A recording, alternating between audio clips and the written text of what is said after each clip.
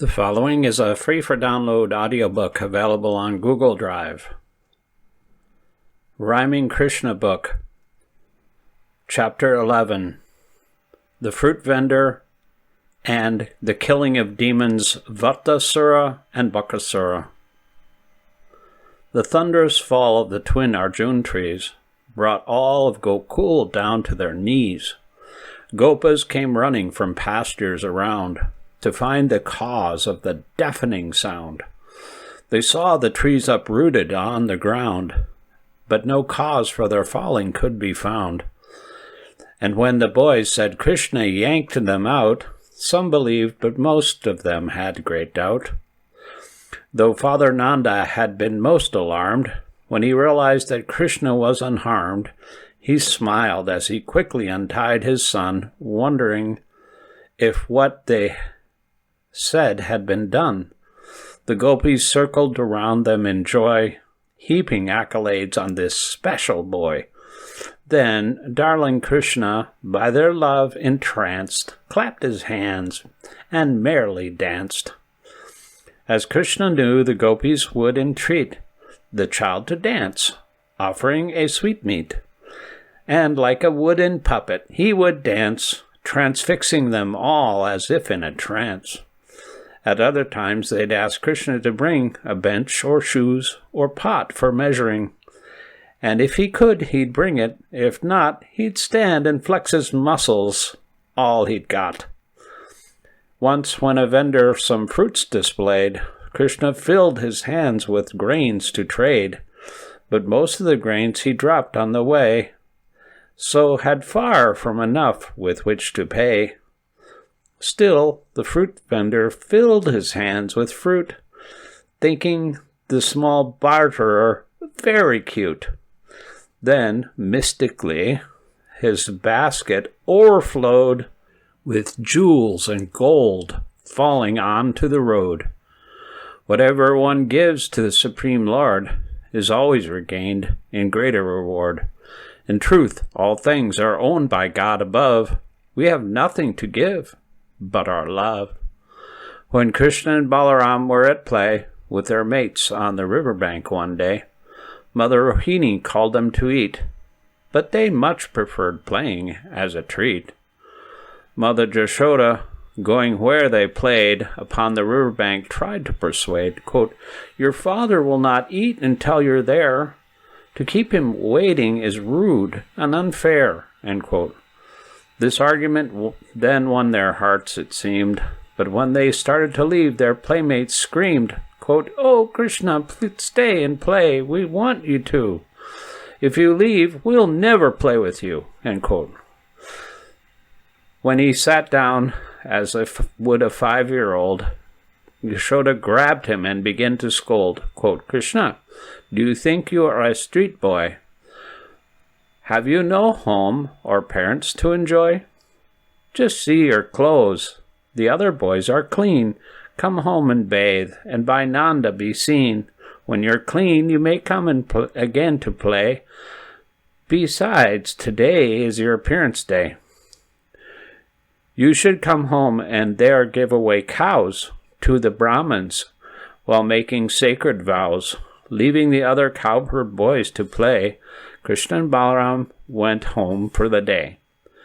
At home the two were bathed and dressed, and chants were sung for the day to be blessed. Then after they had eaten with great zest, like all good boys, they both took rest. Not very long after that, Upananda, the brother of Nanda Maharaj, or Maharaj Nanda, brought the attention of all the herdsmen to the attacks of the demons in that glen.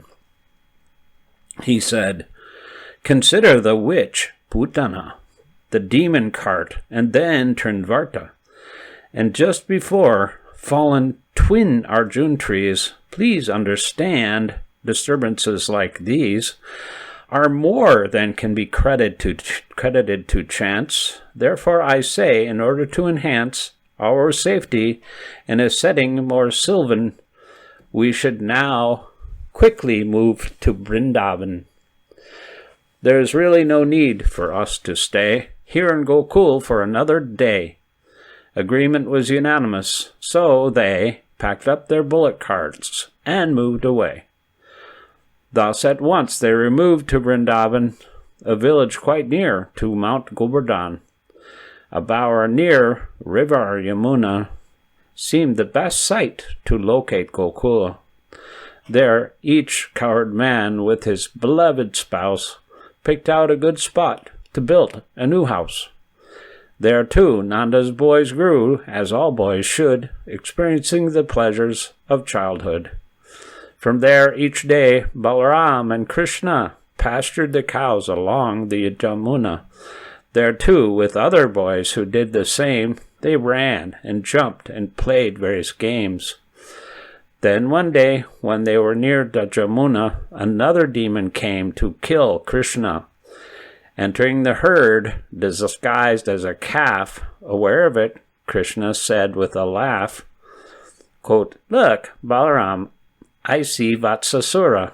Kṛṣṇa approached him, holding Datura, seized his long tail and whirled him round his head, then threw him in a treetop, limp and dead. That kapita tree fell down from the weight. When the calf died, he resumed his great demoniac shape, devoid of magic powers. The then demigods showered Kṛṣṇa with flowers. Another day the boys had wandered far, driving their cows up to a reservoir. When both the calves and the boys had drunk their fill, they saw a monstrous duck with pointed bill. It was the great demon Bakāsura, and he at once swallowed little Kṛṣṇa. But Kṛṣṇa burned the demon from within, and Bakāsura had to disgorge him. The demon with his pointed beak attacked, but Kṛṣṇa was still faster to react. He grabbed his beak as if a blade of grass and bifurcated it with just one pass. On each occasion of a wondrous feat, the demigods, who were always discreet and watched from behind every big cloud, cast flowers down and sang their praises loud. The cowboys, who heard the celestial sound and saw the flowers dropping all around, marveled at these happenings wherever they'd roam, and talked about them when they returned home. The gopis and the cowherd men would cheer each time the children asked them to hear the exploits of this super cowherd boy, whose holy presence brought them so much joy. They often wonder how Lord Hari had saved this special boy from injury, and how these demons seemed to drop like flies where'er wonderful Kṛṣṇa cast his eyes.